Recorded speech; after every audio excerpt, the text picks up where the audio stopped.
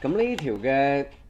組合題咧用咗2023年嘅考法啦，咁但係2023年咧其實都係我過往10幾年嚟咧都有教考法，就係揀完一堆人之後咧再安排身份啊，我成日都話身份名分即係排名，即係排列 permutations。咁你見到啦，有啲醫生有啲護士啦，咁做一個咧8人小隊，咁最少6名醫生，咁即係其實咧就6名醫生啦，然之後有2個護士啦，然之後7名醫生啦，1個護士啦，同埋8名都係醫生。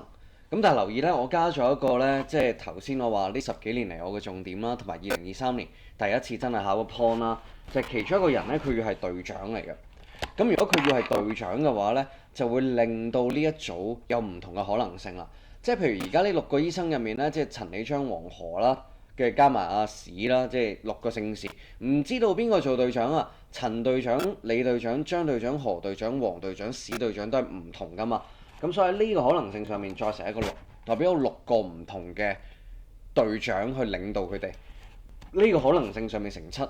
最後就係呢個可能性上面乘8，唔同嘅可能性之間加埋，咁就可以㗎啦。咁啊10名醫生啦，揀6個啦，然之後護士啦，揀2個啦，再6C1係課隊長嘅。嗱，記住喎，呢度唔好15P6喎，咁啊錯 concept 㗎咯。因為15P6即係話6個醫生都有唔同嘅職位、身份、排名去安排，但係而家咧只不過係話6個醫生入面有一個特別啲係隊長，咁其他當然就係叫做隊員啦，係啦，咁所以千祈唔好亂撳15P6喎。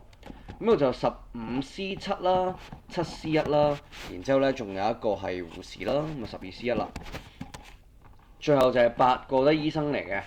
其中一個係隊長，咁啊15C8乘翻8C1，咁就 OK 噶啦，就會計到呢一個254,2574000啦，就係咁解啦。大家希望呢一條咧可以有個部署俾大家啊。